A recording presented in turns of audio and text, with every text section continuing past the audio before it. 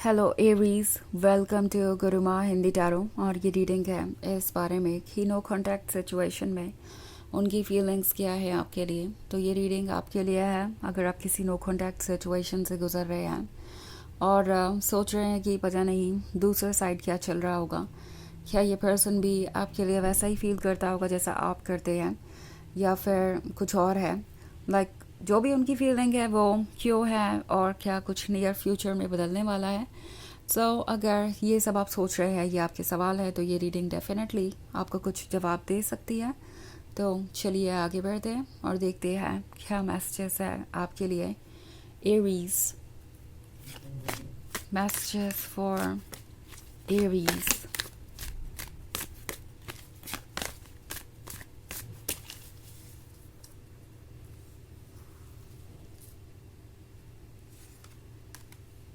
Prince,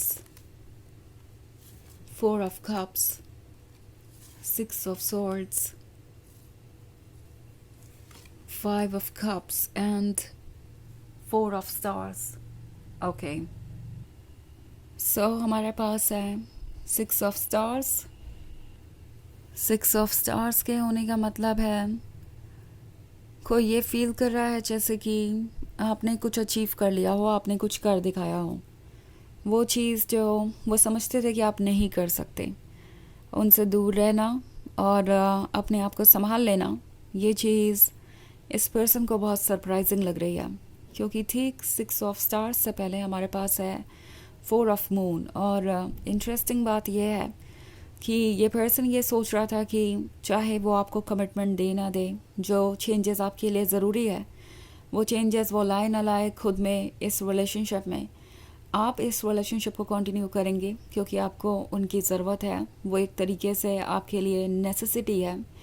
और इस person को ऐसा लग रहा था कि उन्हें अपने अंदर कोई सुधार लाने की ज़रूरत नहीं है, बिकॉज चाहे जो भी हो एवरीज तो उनसे प्यार करने ही लगे हैं। सो ये सिचुएशन इतनी भी प्रॉब्लमेटिक नहीं है और उन्हें नहीं लग रहा था कि उन्हें कुछ भी बदलने की ज़रूरत है। इनफैक्ट इस सेपरेशन के समय उन्हें लग रहा था कि जो भी वो कह रहे हैं, जो भी उन्होंने बोला, जिस भी तरीके से अपने आप को एक्सप्लेन किया या आपको ब्लेम किया, जज किया, चाहे जो भी सिनेरियो था, इन्हें लग रहा था कि आप उस पर ट्रस्ट करेंगे, आप उन बातों को सीरियसली लेंगे और खुद को ब्लेम करेंगे।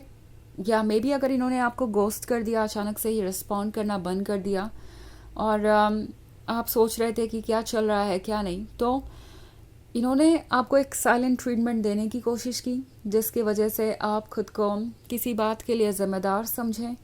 आपको ये लगे कि आपको अपने आप को एक्सप्रेस नहीं करना चाहिए था, आपने कुछ कह के या करके बहुत बड़ी गलती कर दी है। सो आइडिया ये था कि वो इस तरीके से ट्रीट करके आपको मजबूर कर सकते हैं उन्हें अप्रोच करने पर, उन्हें फॉलो करने पर।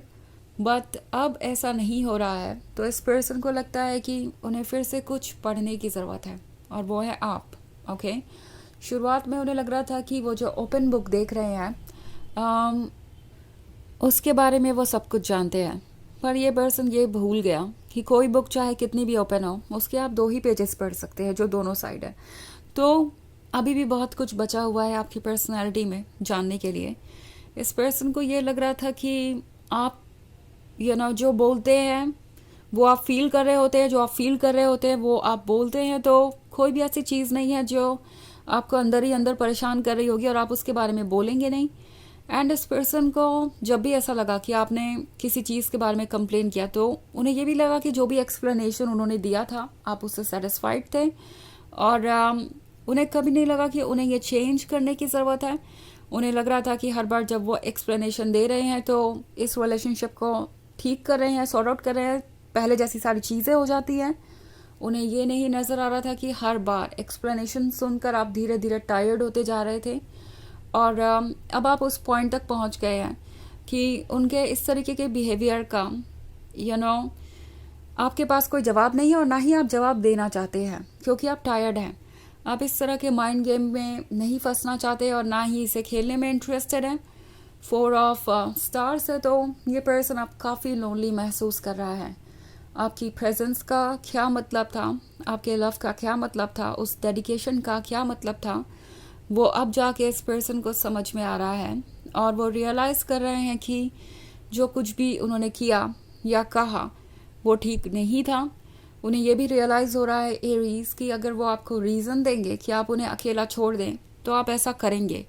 ऐसा नहीं है कि आप एक रिलेशनशिप में सिर्फ और सिर्फ इसलिए बने रहेंगे क्योंकि आपको किसी की आदत पड़ चुकी है, आप हैबिचुअल हो गए हैं उस लव के या उस इमोशनल कनेक्शन के। ऑल्सो ये पर्सन थोड़ा सा जजमेंटल भी है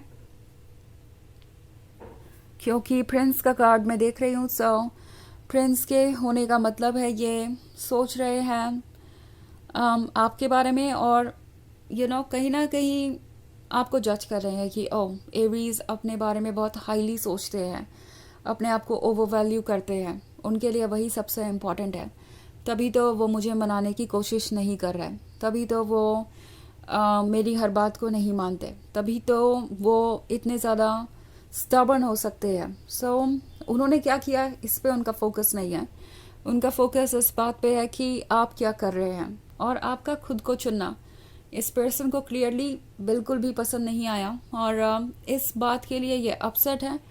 but then at the same time उन्हें पता है कि अगर आप यही चूज़ कर रहे हैं तो वो कुछ और कर भी नहीं सकते, वो आपको फोर्स नहीं कर सकते उन्हें चेस करने के लिए, वो आपको फोर्स नहीं कर सकते इस रिलेशनशिप में रहने के लिए। और ये बात इस पर्सन को बहुत फ्रस्ट्रेट भी करती है।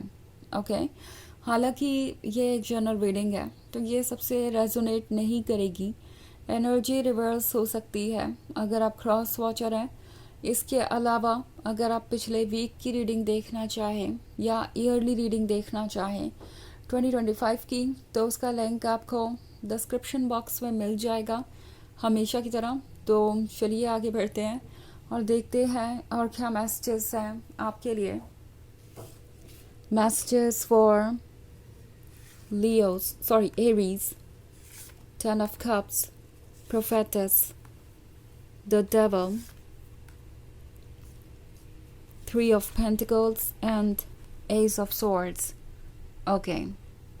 So हमारे पास है prophetess। इस पर्सन को लगता है कि आपने जो बातें कही थी वो सच हो रही है।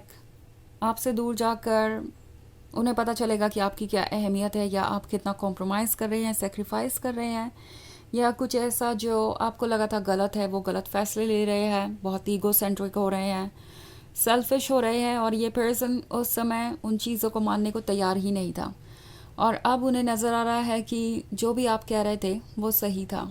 आपने एक्चुअली बहुत ही प्रिसाइज वे में उनके डार्क साइड को पॉइंट आउट किया था और जो भी आपने कहा था वो सही था।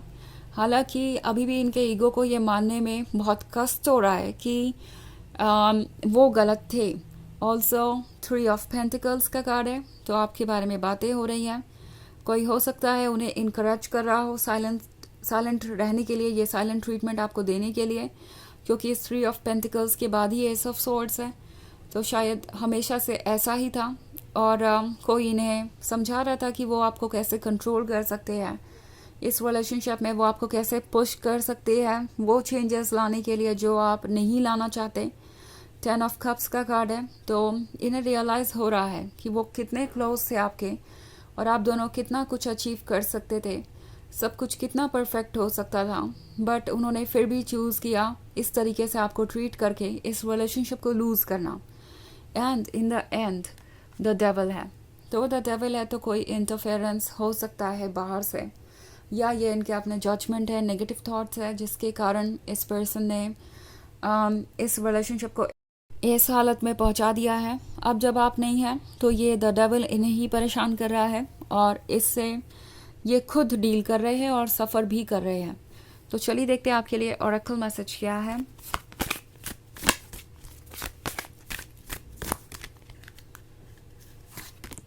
कार्मिक डेथ। ओके तो ये एक ऐसा पर्सन हो सकता है जो कार्मिक था आपके लाइफ में, इन्होंने आपको भी बहुत कुछ सिखाया और ख़ुद भी बहुत कुछ सीख रहे हैं। सो ये जो भी सेपरेशन था ये किसी वजह से ही आया था और जब तक इसका पर्पस पूरा नहीं होता, जब तक आप दोनों अपने अपने लेसन्स नहीं सीखते, तब तक यहाँ पे बैलेंस नहीं आएगा। हालांकि आप जल्दी ही इस बैलेंस को अचीव कर लेंगे ऐसा लग रहा है इन एनर्जीज़ को देख के। तो ये है रीडिंग इस बारे में कि वो कैसा फील कर रहे हैं नो कॉन्टैक्ट सिचुएशन में। आई होप आपको अच्छी लगी होगी। Thanks for watching.